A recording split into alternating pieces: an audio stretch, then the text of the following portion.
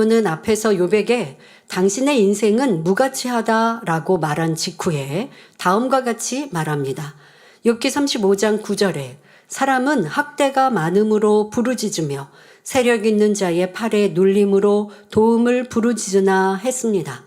사람은 학대를 받거나 힘 있는 세력에게 눌리면 고통을 호소하며 도와달라고 부르짖습니다. 이스라엘 백성들은 애굽에서 종살이하며 심히 학대를 받으니 자유를 얻기 위해 하나님께 부르짖었습니다. 그런데 학대한다는 것은 이렇게 직접적으로 괴롭히거나 가혹하게 대하는 것만을 의미하지는 않습니다. 꼭 폭력이나 위협이 아니라 해도 기본적인 도덕이나 예의 범절을 지키지 않고 상식에서 어긋나게 행하는 것도 넓은 의미에서 학대라 할 수 있습니다. 이로 인해 다른 사람들이 고통을 받아야 하기 때문입니다. 이처럼 직접적이고 간접적인 학대로 인해 곳곳에서 분쟁과 불화, 싸움이 일어납니다. 부부싸움의 원인도 결국 학대에서 비롯됩니다. 회사, 사회, 국가에서도 학대나 권력 남용으로 인해 갈등이 생기고 고통을 부르짖습니다. 우리는 하나님을 믿는 자녀로서 서로 사랑하며 세상 사람들과 구별된 삶을 살아야 합니다. 남편이 아내를, 아내가 남편을 학대해서는 안 되며 부모가 자녀를, 자녀가 부모를 학대해서도 안 됩니다. 가정과 직장 그리고 여러분이 머무는 모든 곳에서 하나님의 자녀답게 그리스도의 빛과 향기를 바라며 서로에게 따뜻한 위로와 힘이 되어주시기를 바랍니다. 이어지는 본문을 보면 욥기 35장 10절 11절에 나를 지으신 하나님 곧 사람으로 밤중에 노래하게 하시며 우리를 교육하시기를 땅의 짐승에게 하심보다 더하게 하시며 우리에게 지혜 주시기를 공중의 새에게 주심보다 더하시는 이가 어디 계신가 말하는 자가 한 사람도 없구나 합니다. 원래 사람은 낮에 일하고 밤에는 잠을 자고 휴식하는 것이 일반적입니다. 그런데 행복하고 설레는 일이 있으면 밤에도 잠이 오지 않지요. 따라서 본문에 나를 지으신 하나님이 사람으로 밤중에 노래하게 하신다라고 한 것은 창조주 하나님께서 사람에게 어떤 기쁨과 행복을 주셨다는 의미입니다. 또 우리를 교육하시기를 짐승에게 하심보다 더하게 하시고 지혜 주시기를 새에게 주심보다 더하신다는 말은 하나님께서 인간을 만물의 영장으로 세워주셨음을 뜻합니다. 즉 엘리후는 하나님께서 우리 사람을 모든 생물 중에 으뜸으로 창조하신 것을 설명하고 있습니다. 그런데 이렇게 만물의 영장으로 창조해 주신 하나님께 이분이 어디에 계신가 라고 말하는 이가 없다고 말합니다. 이는 인간의 배은망덕함을 의미하지요. 이는 욥을 빗대어 하는 말입니다. 엘리후는 욥 당신이 건강하고 부요할 때는 하나님을 찾지 않다가 이렇게 학대받고 힘에 눌리니 부르짖으며 도움을 청하고 있군요 라고 말하는 것입니다. 물론 엘리후의 이 말은 옳지 않습니다. 욥은 행복하고 평안할 때도 열심히 번제를 드리며 하나님을 경외했습니다. 혹여 자녀들이 하나님 앞에 실수했을까, 어떤 죄를 범했을까 염려해서 번제를 드릴 정도였지요. 하지만 이런 욥의 삶을 알지 못하며 욥의 마음을 보지 못하는 엘리후는 자기 마음대로 욥을 판단 정죄하고 있습니다. 사람의 마음과 중심은 오직 하나님만이 정확히 아십니다. 그러므로 야고보서 4장 12절에 입법자와 재판자는 하나이시니 능히 구원하기도 하시며 멸하기도 하시느니라. 너는 누구간데 이웃을 판단하느냐 하신 말씀을 명심하여 다른 사람을 함부로 판단하는 일이 없어야겠습니다. 이어지는 본문을 보면 욥기 35장 12절 13절에 그들이 악인의 교만을 인하여 거기서 부르짖으나 응락하는 자가 없음은 헛된 부르짖음은 하나님이 결코 듣지 아니하시며 전능자가 돌아보지 아니하심이라 합니다. 여기서 악인의 기도는 하나님께서 응답하지 않으시고 헛된 부르짖음은 하나님께서 듣지 않으신다라는 이 말 자체는 옳습니다. 성경에는 우리가 어떻게 해야 응답받는지, 반대로 응답받지 못하는지 자세히 기록되어 있습니다. 먼저 응답받지 못하는 경우를 살펴보겠습니다. 시편 66편 18절에 내가 내 마음의 죄악을 품으면 주께서 듣지 아니하시리라 했고, 이사야 59장 1절 2절에 여호와의 손이 짧아 구원치 못하심도 아니요 귀가 둔하여 듣지 못하심도 아니라 오직 너희 죄악이 너희와 너희 하나님 사이를 내었고 너희 죄가 그 얼굴을 가리워서 너희를 듣지 않으시게 함이니 말씀합니다. 또 야고보서 1장 6절부터 8절에 오직 믿음으로 구하고 조금도 의심하지 말라. 의심하는 자는 마치 바람에 밀려 요동하는 바다 물결 같으니 이런 사람은 무엇이든지 주께 얻기를 생각하지 말라. 두 마음을 품어 모든 일에 정함이 없는 자로다 말씀하셨습니다. 그러니 죄의 담이 있거나 의심하고 기도한다면 응답받을 수 없고 헛된 부르짖음이 된다는 사실을 알아야 합니다. 계속해서 하나님 앞에 응답받을 수 없는 이유가 무엇인지 살펴보겠습니다. 야고보서 4장 2절 3절에 너희가 욕심을 내어도 얻지 못하고 살인하며 시기하여도 능히 취하지 못하나니 너희가 다투고 싸우는도다. 너희가 얻지 못함은 구하지 아니함이요 구하여도 받지 못함은 정욕으로 쓰려고 잘못 구함이니라 말씀합니다. 즉 구하지 않기 때문에 얻지 못하고 욕심으로 잘못 구하면 응답받지 못한다는 말씀입니다. 갈라디아서 6장 7절에는 스스로 속이지 말라. 하나님은 만홀히 여김을 받지 아니하시나니 사람이 무엇으로 심든지 그대로 거두리라 했으니 심지 않으면 거둘 수 없는 것입니다. 또 마태복음 5장 23절 24절에는 우리가 다른 사람과 불목한 상태에서 하는 기도도 응답받지 못합니다.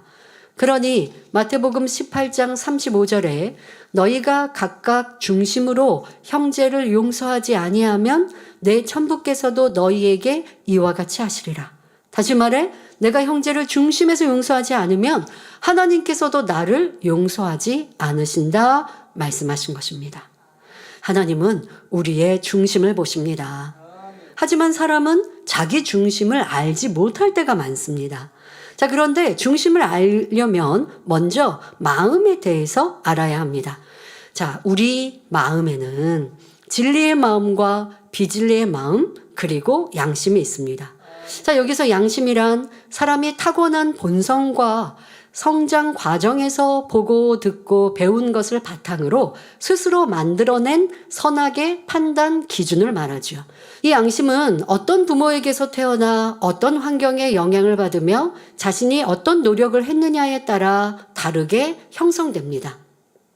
사람마다 선과 악을 판단하는 기준이 다르지요. 자, 다음으로 중심입니다. 자, 중심은 마음이 굳어진 것을 말합니다.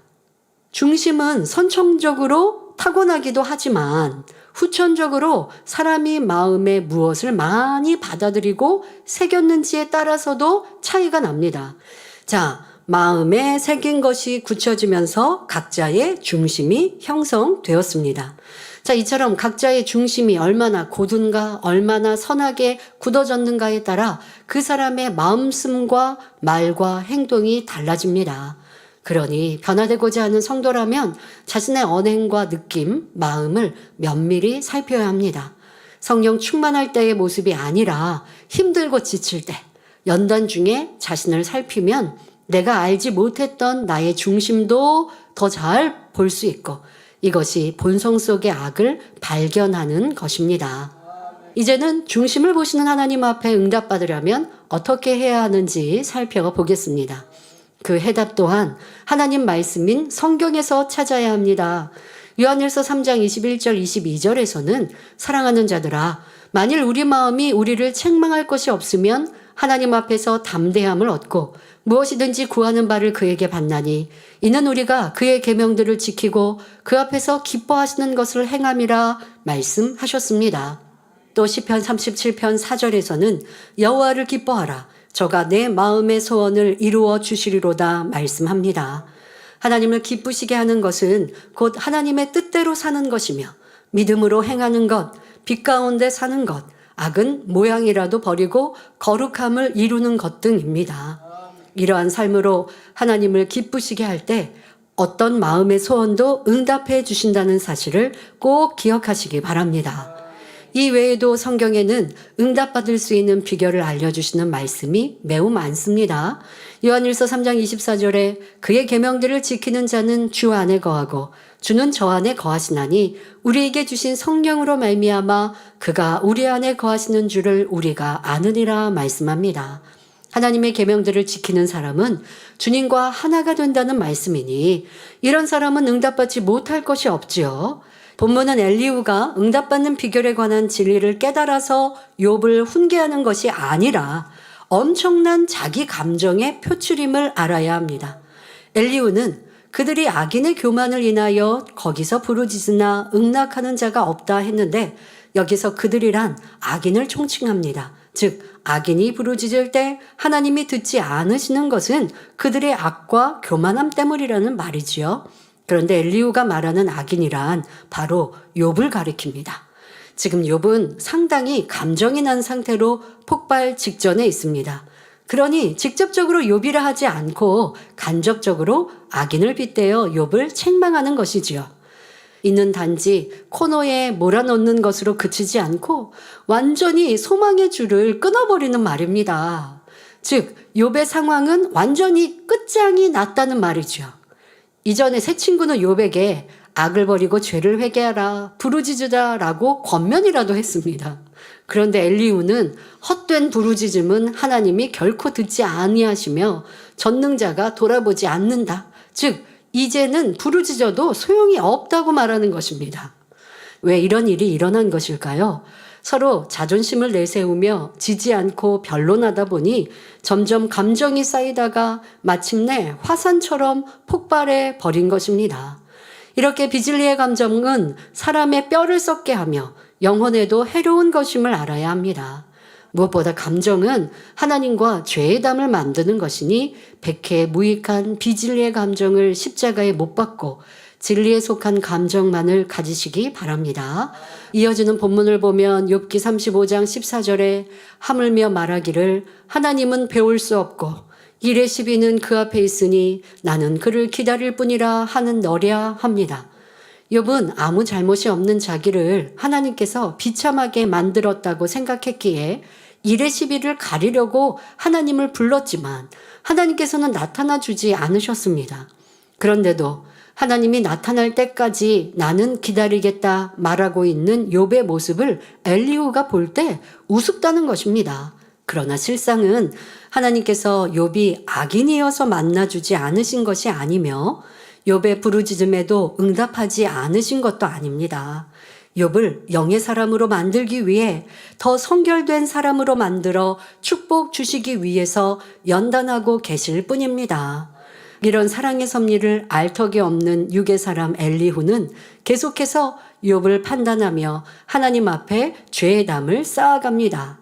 욥기 35장 15절 16절에 하나님이 진노하심으로 벌을 주지 아니하셨고 횡포를 심히 살피지 아니하셨으므로 이제 너 욥이 헛되이 입을 열어 지식 없는 말을 많이 하는구나 합니다. 횡포란 제멋대로 굴며 몹시 난폭한 것을 의미합니다. 엘리후가 볼 때 욥은 하나님 앞에 횡포를 부렸습니다. 욥은 죄인인데 자기는 의인이라고 말하며 하나님께 따지는 모습이 횡포를 부린 것과 다름없었던 것입니다.